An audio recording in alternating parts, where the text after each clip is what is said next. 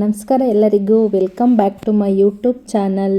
ಇವತ್ತು ನಾವು ನಾನು ಮೈಸೂರಿನಲ್ಲೇ ಝೂಗೆ ಹೋಗಿದ್ದಂತಹ ಒಂದು ವಿಡಿಯೋವನ್ನು ಅಪ್ಲೋಡ್ ಮಾಡಿದ್ದೆ. ಅದರ ನಂತರ ಝೂ ಆದ ನಂತರ ನಾವು ಬಂದಿದ್ದು ಇದು ಒಂದು ಫಿಶ್ ಅಕ್ವೇರಿಯಂಗೆ. ಇದ್ರ ಬಗ್ಗೆ ನನಗೆ ತಿಳಿದಂತಹ ಕೆಲವೊಂದು ಮಾಹಿತಿಗಳನ್ನು ನಿಮ್ಮ ಜೊತೆ ಶೇರ್ ಮಾಡ್ಕೊಳ್ಳೋದಕ್ಕೆ ನಾನು ಇಷ್ಟಪಡ್ತೀನಿ. ಬನ್ನಿ ಹಾಗಿದ್ರೆ ನೋಡೋಣ. ನಾವಿಲ್ಲಿ ಬಂದಿರತಕ್ಕಂಥದ್ದು ಝೂನ ಪಕ್ಕದಲ್ಲೇ ಇರ್ತಕ್ಕಂತಹ ಲೋಕರಂಜನ್ ಅಕ್ವಾ ವರ್ಲ್ಡ್ಗೆ. ಫಿಶ್ದು ಒಂದು ಅಕ್ವೇರಿಯಂ ತುಂಬಾ ಸೂಪರ್ ಆಗಿದೆ. ಬನ್ನಿ ಅದ್ರ ಬಗ್ಗೆ ನಾನು ಮಾಹಿತಿಯನ್ನು ಕೊಡ್ತಾ ಹೋಗೋಣ.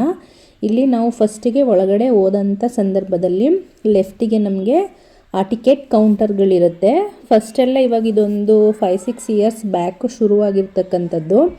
ಫಸ್ಟೆಲ್ಲ ಟಿಕೆಟು 100 ರುಪೀಸ್, 50 ರುಪೀಸ್, ಅಂದರೆ ಅಡಲ್ಟ್ಗೆ 100 ರುಪೀಸ್ ಮತ್ತು ಮಕ್ಕಳಿಗೆ 50 ರುಪೀಸ್ ಅಂತ ಇತ್ತೇನೋ.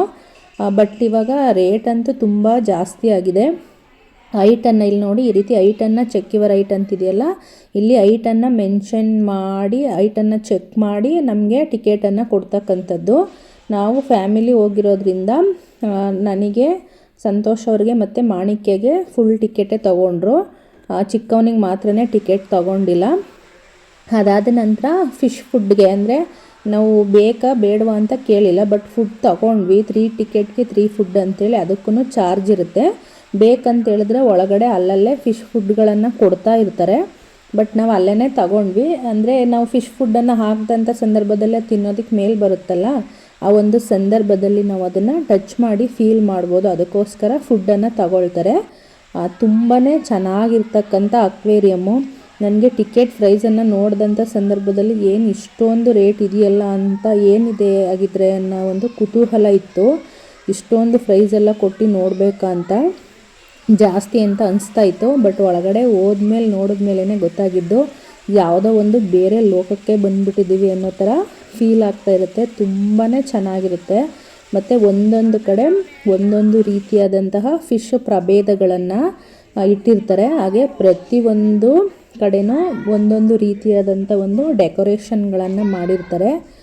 ಒಂದೊಂದು ಕಡೆ ಡೆಕೋರೇಷನ್ ಕೂಡ ಬೇರೆ ಯಾವುದೋ ಲೋಕಕ್ಕೆ ನಾವು ಎಂಟ್ರಿ ಆಗ್ತಾ ಇದ್ದೀವೇನೋ ಅನ್ನೋ ರೀತಿ ಅಂತ ಅನಿಸ್ತಾ ಇರುತ್ತೆ.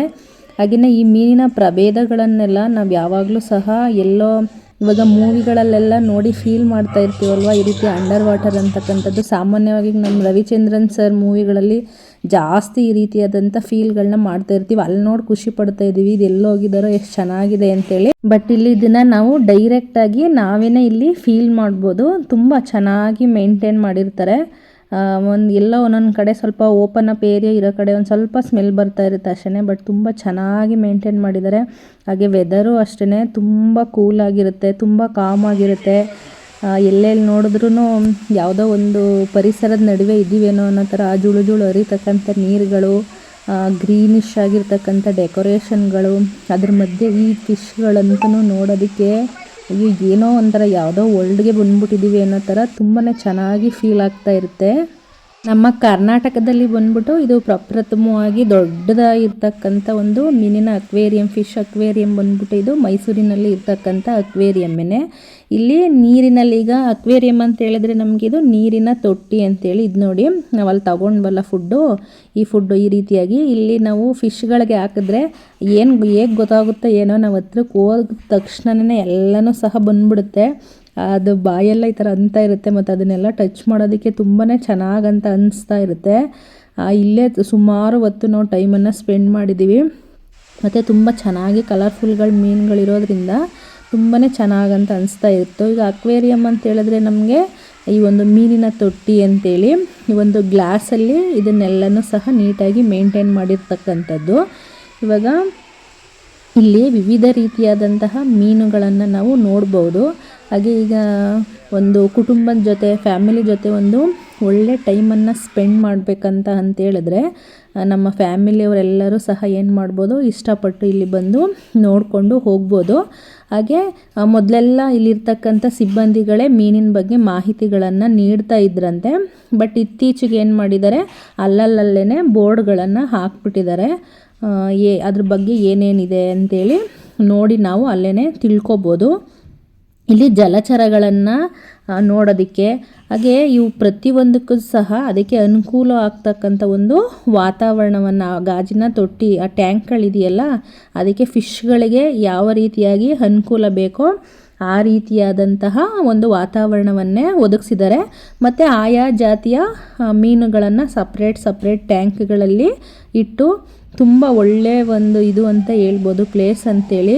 ಇವಾಗ ಸಾಮಾನ್ಯವಾಗಿ 100 ರೂಪೀಸ್ ಇದ್ದಿದ್ದು 300 ರೂಪೀಸ್ ರೇಂಜ್ಗೆ ಹೋಗಿದೆ ಅಂತ ಹೇಳಿದ್ರೆ ಇಲ್ಲಿ ಎಷ್ಟೊಂದು ಖುಷಿ ಸಿಗ್ಬೋದು ಅಂತೇಳಿ ಮಕ್ಕಳಂತೂ ತುಂಬಾ ಎಂಜಾಯ್ ಮಾಡ್ತಾರೆ.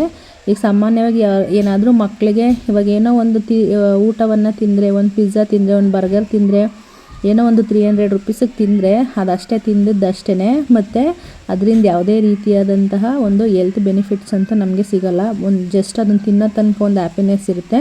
ಬಟ್ ಈ ರೀತಿಯಾದಂಥ ಪ್ಲೇಸ್ಗಳಿಗೆ ನೀವು ಮಕ್ಕಳನ್ನು ಕರ್ಕೊಂಡೋದ್ರೆ ನಿಜವಾಗ್ಲೂ ಸಹ ತುಂಬಾ ಖುಷಿ ಪಡ್ತಾರೆ. ಟೈಮಿಂಗ್ಸ್ ಬಂದ್ಬಿಟ್ಟು ಮಾರ್ನಿಂಗ್ 9:30ಇಂದ ನೈಟ್ 8:30 ತನಕ ಇರುತ್ತಂದೆ. ಟೈಮ್ಸ್ ಯಾವುದಾದ್ರೂ ಜಾಸ್ತಿ ವಿಶೇಷ ದಿನಗಳಿದ್ದರೆ ಟೈಮನ್ನು ಸ್ವಲ್ಪ ಹೆಚ್ಚು ಕಡಿಮೆ ಮಾಡ್ತಾರಂತೆ, ಅದ್ರ ಬಗ್ಗೆ ನನಗೆ ಗೊತ್ತಿಲ್ಲ. ಇದು ನಾವು ಮಂಡೇ ಟೈಮಲ್ಲಿ ಹೋಗಿದ್ದಿದ್ದು. ಅಷ್ಟೊಂದು ಮತ್ತು ಎಲ್ಲಿಗಾದರೂ ಹೋದರೆ ಈ ಕೆಲವೊಂದು ಪ್ಲೇಸ್ಗಳನ್ನು ನೋಡೋವಂಥ ಸಂದರ್ಭದಲ್ಲಿ ತುಂಬ ರಶ್ ಇರುವಾಗ ಹೋದರೆ, ಇಲ್ಲೆಲ್ಲ ಫುಲ್ಲು ಜನರೇ ಇದ್ದರೆ ನಾವು ಈ ರೀತಿಯೆಲ್ಲ ಹತ್ರಕ್ಕೆ ಹೋಗಿ ಫೀಲ್ ಮಾಡೋಕ್ಕಾಗಲ್ಲ. ಕೆಲವೊಂದು ಪ್ಲೇಸ್ಗಳನ್ನು ಮಾತ್ರ ನೀವು ಯಾರೂ ಇಲ್ದಿರೋ ಟೈಮಲ್ಲೇ ಹೋಗಿ ನೋಡ್ತಕ್ಕಂಥದ್ದು ಚೆನ್ನಾಗಿರುತ್ತೆ. ಏನೋ ನಮಗೆ ನಮ್ಮ ಅದೃಷ್ಟಕ್ಕೆ ಸದ್ಯಕ್ಕೆ ಇಲ್ಲಿ ಯಾರೂ ಇಲ್ದಿರ್ತಕ್ಕಂಥ ಟೈಮಲ್ಲಿ ನಾವೇನು ಮಾಡಿದ್ದೀವಿ, ಬಂದು ನೋಡಿದ್ದೀವಿ. ಸೊ ಅಷ್ಟೊಂದು ಜನರು ಇಲ್ಲ ಅಂತ ಹೇಳಿದ್ರೆ ನಮಗೆ ನೀಟಾಗಿ ನೋಡಿಕೊಂಡು ಅದನ್ನೆಲ್ಲ ಫೀಲ್ ಮಾಡ್ಕೊಂಡು ಬರೋದಕ್ಕೆ ತುಂಬಾ ಚೆನ್ನಾಗಂತ ಅನಿಸ್ತಾ ಇರುತ್ತೆ. ಹಾಗಾಗಿ ಈ ಟೈಮಲ್ಲಿ ಹೋಗಿ ನೋಡಿದ್ರೇ ತುಂಬ ಚೆನ್ನಾಗಿರುತ್ತೆ. ಮತ್ತು ಮೀನುಗಳನ್ನು ಆರೋಗ್ಯವಾಗಿ ಇಲ್ಲಿ ನೋಡ್ಕೊಳ್ಳೋದಕ್ಕೆ ಸರಿಯಾದಂತಹ ನೀರಿನ ವ್ಯವಸ್ಥೆ, ಗಾಳಿ ವ್ಯವಸ್ಥೆ ಮತ್ತು ಒಳ್ಳೆ ಸಲಕರಣೆ ವ್ಯವಸ್ಥೆಗಳು ಇರೋದ್ರಿಂದ ಇದನ್ನೆಲ್ಲ ಚೆನ್ನಾಗಿ ಮೇಂಟೈನ್ ಮಾಡೋದ್ರಿಂದ ಅಷ್ಟೊಂದು ಅಮೌಂಟ್ಗಳನ್ನು ತಗೊಳ್ತಾರೆ ಅಂತ ಅಂದ್ಕೊಳ್ತೀನಿ. ಹಾಗೆ ಮೀನುಗಳನ್ನು ಇಡೋದಕ್ಕೆ ಅಲ್ಲಿ ಇಟ್ಟಿರ್ತಕ್ಕಂಥ ಅಕ್ವೇರಿಯಮ್ಗಳನ್ನು ನೀಟಾಗಿ ಕ್ಲೀನ್ ಮಾಡಿ ಒಳ್ಳೆ ನೀರುಗಳನ್ನು ತುಂಬಿಸಿ ಮತ್ತು ಒಂದು ಒಳ್ಳೆ ರೀತಿಯಾದಂತಹ ಫಿಲ್ಟರ್ನ ಒಂದು ವ್ಯವಸ್ಥೆಯನ್ನು ಸಹ ನೀಟಾಗಿ ಮಾಡಿದ್ದಾರೆ. ಸೊ ಒಟ್ಟಿನಲ್ಲಿ ಮೀನಿಗೆ ಬೇಕಾದಂಥ ಒಂದು ಒಳ್ಳೆ ಪರಿಸರವನ್ನು ಇಲ್ಲಿ ಸೃಷ್ಟಿ ಮಾಡಿದ್ದಾರೆ ಅಂತ ಹೇಳ್ಬೋದು. ಇವಾಗ ಸರಳವಾಗಿ ಹೇಳೋದಂದರೆ ಈ ಮೈಸೂರಿನ ಅಕ್ವೇರಿಯಂ ಬಗ್ಗೆ ಚೆನ್ನಾಗಿ ಹೇಳೋದಾದರೆ, ಯಾರ್ಯಾರೆಲ್ಲ ಫಿಶನ್ನು ಇಷ್ಟಪಡ್ತೀರಾ ಅಥವಾ ಒಂದು ಒಳ್ಳೆ ಬೇರೆ ರೀತಿಯಾದಂಥ ಒಂದು ಲೋಕನೇ ನೋಡಬೇಕಂತೇನಾದರೂ ಎಕ್ಸೈಟ್ಮೆಂಟ್ ಇದ್ದರೆ ಖಂಡಿತವಾಗೂ ಇದನ್ನು ನೀವು ಚೂಸ್ ಮಾಡಿಕೊಂಡು ಹೋಗ್ಬೋದು.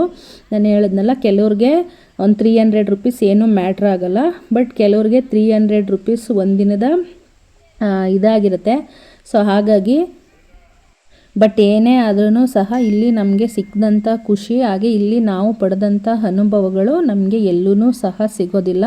ಹಾಗಾಗಿ ಟೈಮ್ ಮಾಡಿಕೊಂಡು ಅದರಲ್ಲಂತೂ ಮಕ್ಕಳಂತೂ ತುಂಬ ಚೆನ್ನಾಗಿ ಎಂಜಾಯ್ ಮಾಡ್ತಾ ಇರ್ತಾರೆ. ಒಂದೊಂದು ಫಿಶ್ಗಳನ್ನು ನೋಡಿದಾಗ್ಲೂ ಸಹ ಒಂದೊಂದು ರೀತಿಯಾದಂಥ ಎಂಜಾಯ್ಗಳನ್ನು ಮಾಡ್ತಾ ಇರ್ತಾರೆ.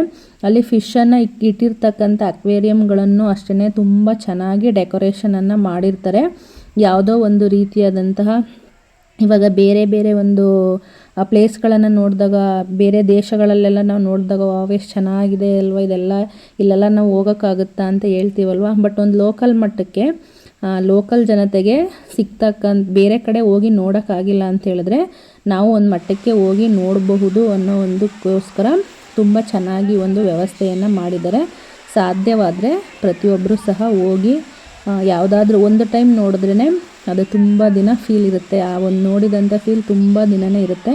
ಹಾಗಾಗಿ ಸಾಧ್ಯವಾದಷ್ಟು ಹೋಗಿ ನೋಡಿಕೊಂಡು ಎಲ್ಲೆಲ್ಲೋ ಏನೇನೋ ಖರ್ಚು ಮಾಡಿರ್ತೀವಲ್ವ, ಅದ್ರ ಬದಲು ನಮ್ಮ ಒಂದು ಲೈಫ್ ಲಾಂಗ್ ಒಂದು ಅನುಭವಕ್ಕೋಸ್ಕರ, ಒಂದು ಒಳ್ಳೆ ಮೆಮೊರಿಗೋಸ್ಕರ ಇದ್ರ ಮೇಲೆ ಇನ್ವೆಸ್ಟ್ ಮಾಡ್ತಕ್ಕಂಥದ್ದು ಯಾವುದೇ ರೀತಿಯಾದಂಥ ನಮಗೆ ಲಾಸ್ ಅಂತೂ ಆಗೋದಿಲ್ಲ. ಅದೊಂದು ಗ್ಯಾರಂಟಿಯನ್ನು ನಿಜವಾಗ್ಲೂ ಈ ಒಂದು ಅಕ್ವೇರಿಯಮಲ್ಲಿ ಕೊಡ್ಬೋದು.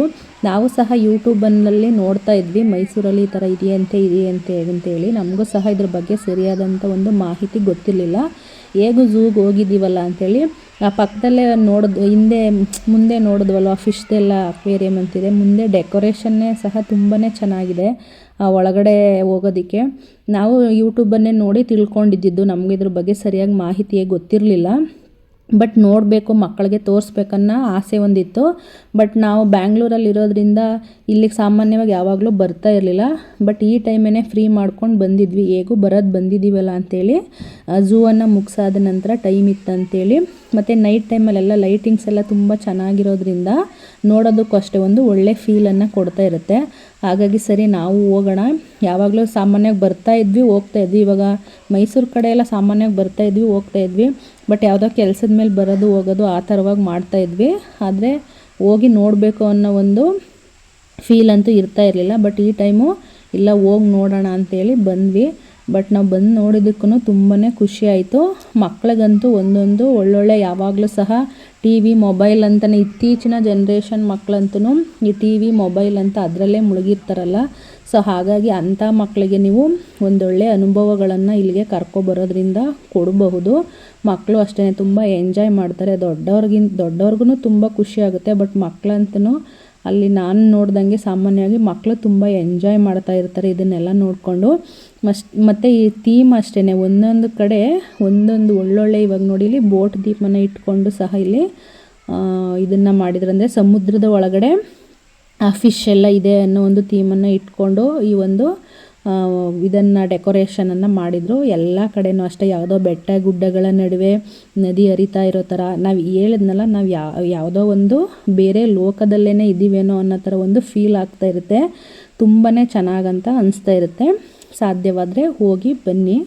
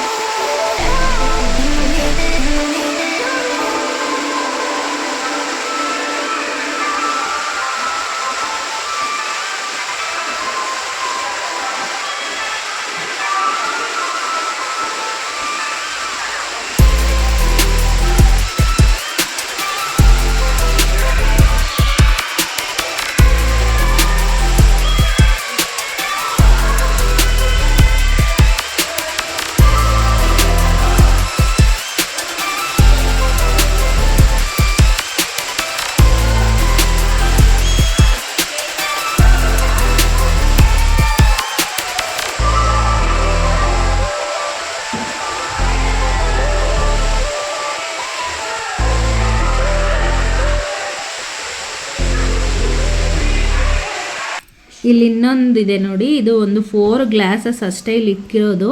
ಬಟ್ ಸುತ್ತ ಏನು ಮಾಡಿದ್ದಾರೆ, ಗ್ಲಾಸನ್ನು ಫಿಕ್ಸ್ ಮಾಡಿಬಿಟ್ಟಿದ್ದಾರೆ. ನಾವು ಒಳಗಡೆ ಹೋದಾಗ ಏನೋ ತುಂಬ ದೊಡ್ಡದಿದೆಯೇನೋ ಅಂತ ಅನಿಸ್ತಿತ್ತು. ಬಟ್ ಆ ಥರ ಇರಲಿಲ್ಲ, ಇದು ಸಹ ತುಂಬ ಚೆನ್ನಾಗಿ ಇತ್ತು. ಇವಾಗ ಮಕ್ಕಳು ಕೆಲವೊಂದು ಫಿಶ್ಗಳು ಅದು ಇದು ಅಂಥೇಳಿ ಬುಕ್ಸ್ಗಳಲ್ಲಿ ಓದಿರ್ತಾರಲ್ಲ, ಅದೇ ಸೇಮ್ ಫಿಶ್ಗಳನ್ನು ಈ ರೀತಿಯಾಗಿ ಒಂದು ಅಕ್ವೇರಿಯಂ ಒಳಗಡೆ ನೋಡಿದಾಗ ಅದ್ರ ಬಗ್ಗೆ ತುಂಬಾ ಖುಷಿ ಪಡ್ತಾರೆ. ಮತ್ತು ಈ ದೊಡ್ಡ ದೊಡ್ಡ ಫಿಶ್ಗಳನ್ನೆಲ್ಲ ನೋಡಿದಾಗೂ ಅಷ್ಟೇ ತುಂಬ, ಈಗ ನಮ್ಮ ಮೇಲೆಲ್ಲ ಫಿಶ್ಗಳೆಲ್ಲ ಓಡಾಡ್ತಾ ಇದೆ, ಅದ್ರ ಒಳಗಡೆ ನಾವಿದ್ದೀವಿ ಅಂತ ಅನಿಸ್ದಾಗ ತುಂಬಾ ಚೆನ್ನಾಗಂತ ಅನಿಸ್ತಾ ಇರುತ್ತೆ. ಸೊ ಹಾಗಾಗಿ ಮಕ್ಕಳ ಖುಷಿಗೋಸ್ಕರನಾದರೂ ಒಂದು ಟೈಮ್ ಇಲ್ಲಿ ಭೇಟಿಯನ್ನು ಕೊಡಿ. ನಾನು ಹೇಳೋದಕ್ಕಿಂತನೂ ನೀವು ಬಂದು ಇಲ್ಲಿ ನೋಡಿದ್ರೇ ನಿಮಗೆ ತುಂಬ ಹ್ಯಾಪಿ ಆಗ್ತಕ್ಕಂಥದ್ದು. ಹಾಗಾಗಿ ಬಂದು ನೋಡಿ ಒಂದು ಟೈಮ್. ನಮಗಂತೂ ತುಂಬಾ ಖುಷಿ ಆಯಿತು ಇದೆಲ್ಲವನ್ನು ನೋಡಿ.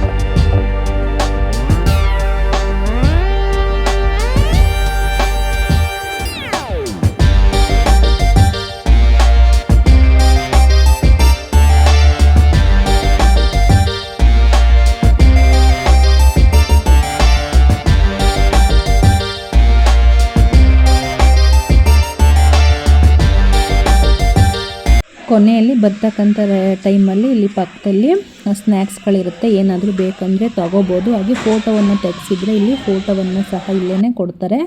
ಇದೆಲ್ಲವನ್ನು ಮುಗಿಸ್ಕೊಂಡು ನಂತರ ಹೊರಗಡೆ ಬಂದ್ವಿ. ಹೋಗ್ತಕ್ಕಂಥ ಟೈಮಲ್ಲಿ ಅಷ್ಟೊಂದು ಲೈಟಿಂಗ್ಸ್ ಹೊರಗಡೆ ಹಾಕಿರಲಿಲ್ಲ, ಬರುವಷ್ಟಲ್ಲಿ ಹಾಕಿದ್ರು. ಅದು ಸಹ ನೋಡೋದಕ್ಕೆ ತುಂಬಾ ಚೆನ್ನಾಗಿ ಅನಿಸ್ತಾ ಇತ್ತು. ಹೊರಗಡೆ ನೋಡಿದ್ರೆ ಈ ರೀತಿಯಾಗೆಲ್ಲ ಕಾಣುತ್ತೆ.